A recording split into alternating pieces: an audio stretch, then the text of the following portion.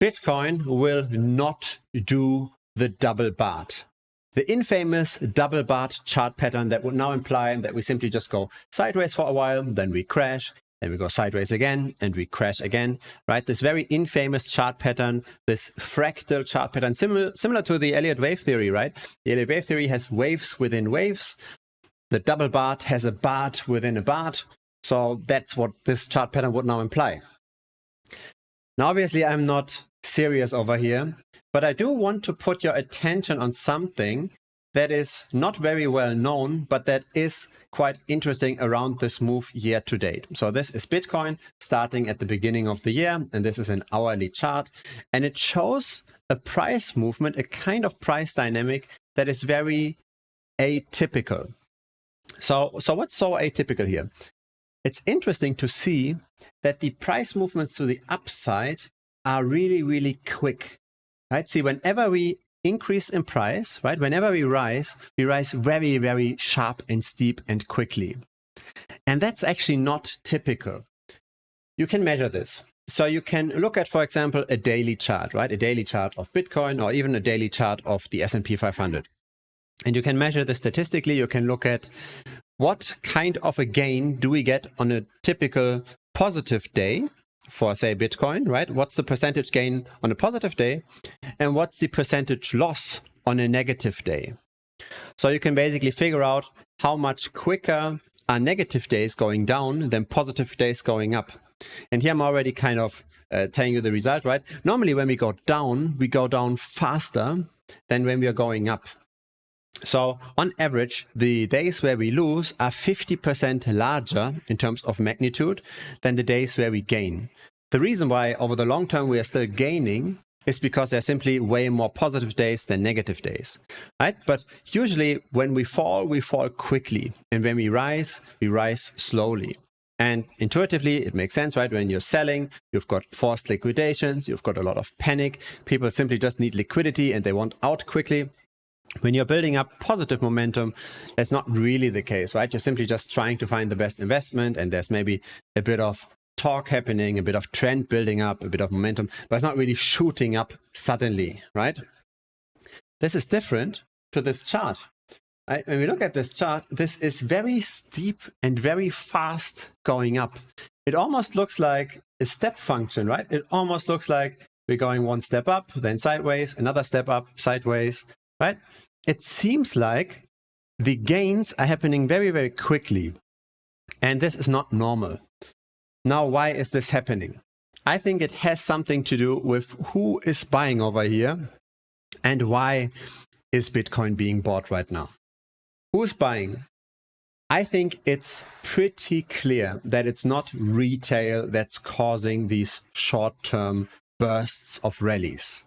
Right? Retail needs time to gather itself. Retail is slow, right? It's got a lot of wallets with little money. And so in order to move the price, it's very slow. You need to convince all of those people to get in.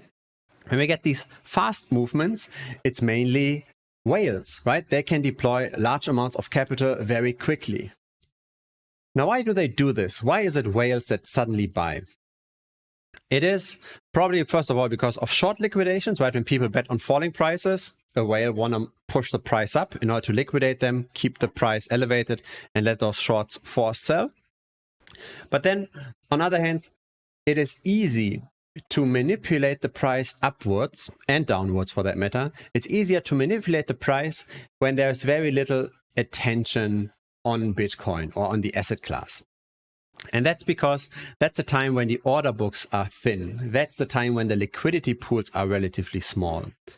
So let's say you wanted the price to go up, right? And you are on a centralized exchange. You always have these bid prices and the ask prices. And there's obviously a lot of algorithmic stuff going on, but there's also manual people that simply just set their prices. And they set these prices usually during a time when they're awake. And usually within the week, right? Not necessarily at the weekend when they're out somewhere. When you look at this rise over here, this happened on a Friday evening, Saturday morning. When we look at the current rise, again, Friday evening, Saturday morning. So it's at a time when very few people actually actively trade.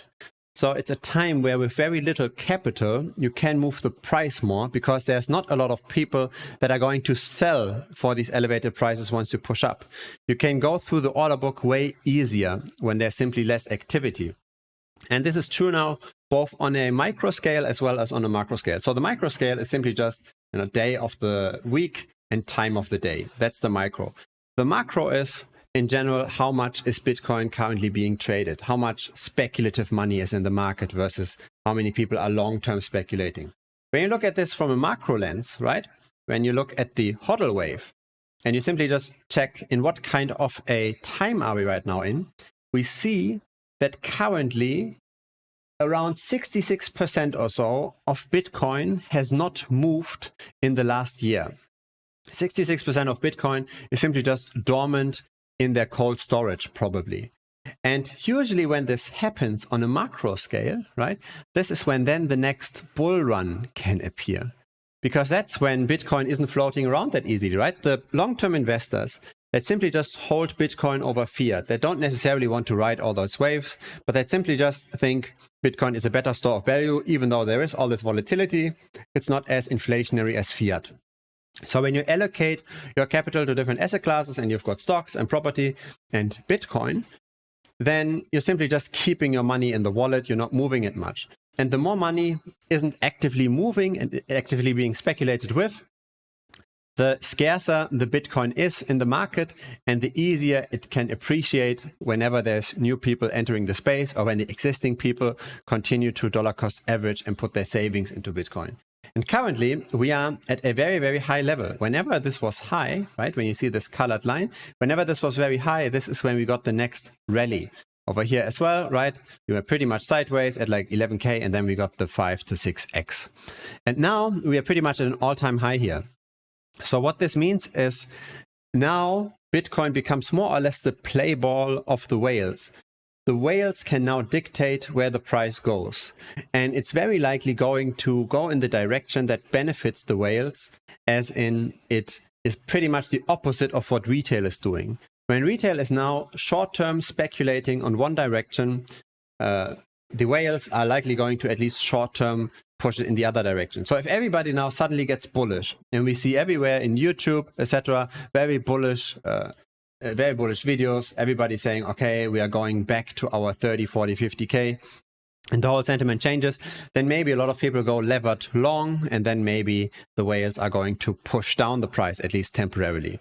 And the same is true the other way around, right? When nobody is now believing in this rally, and they think, okay, yes, everywhere, we get resistances over here, everybody is betting again on falling prices because this rally is artificially generated, then we will see the exact opposite and we see a continued rally upwards. We have seen something similar. I've mentioned this in a prior video. We have seen something very similar when we came out of the 2018 bear market, right? So we first went down our 80% and then we consolidated at our 4.2 to 3.2K. And then we saw this huge breakout that happened on a single day. Okay, so on a single day, Bitcoin suddenly came out of its dormancy and went up by like 17%. And before it was always trading in the sideways trading range. Why did it shoot up here so quickly? It's because most people, most retail investors, they simply thought there's not a lot of attention still on Bitcoin, right? Nobody was interested in Bitcoin at the time, and we are now trading in the sideways trading range, so let me bet on falling prices over here. And that's then when the whales influence the price in a way to push it up to get you liquidated, and that's when the price can establish at a higher level. So usually what happens is that at the beginning of a bull run, the price is artificially being pushed up. That artificial inflation of the price in the ideal scenario can create enough attention to bring back some retail again to continue the rally. So even though the price might be now artificially high, it doesn't mean it has to deflate again, right? It doesn't have to mean that the whales are suddenly selling. It simply can mean that it creates enough attention for retail to keep those prices elevated. So will the double Bart pattern happen here? Will we suddenly crash again? I have a little bit my doubts. Also, when we simply just look at the best moving average, right, that I like to look at on this channel, right, the best backtested moving average. Obviously, we're now above that, right? So when you backtest trading according to moving averages, the best moving average for Bitcoin is the 43-day. Okay, so this moving average over here is 43 days in length. So if you buy whenever the price is above and you sell whenever the price is below, that's when you outperform just buying and holding Bitcoin. And currently, obviously, after this rally, we are above. So short term, it's always very hard to say, right? Short term, it very much depends on what retail is doing. In the macro picture though, right, when we simply just zoom out, things do not look too bad, right? Tech stocks can stabilize and Bitcoin is now in pretty strong hands. It's not being traded that often. And we do have a bit of a positive short-term momentum as well.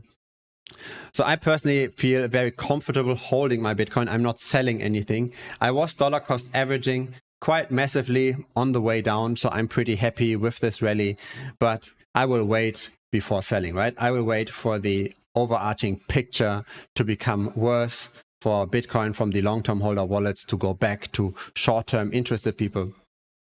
Until that happens, right, until we really see a next rally again, I feel super comfortable simply just holding Bitcoin and simply be okay with the volatility. In the end, Bitcoin isn't that volatile compared to stocks, at least compared to tech stocks.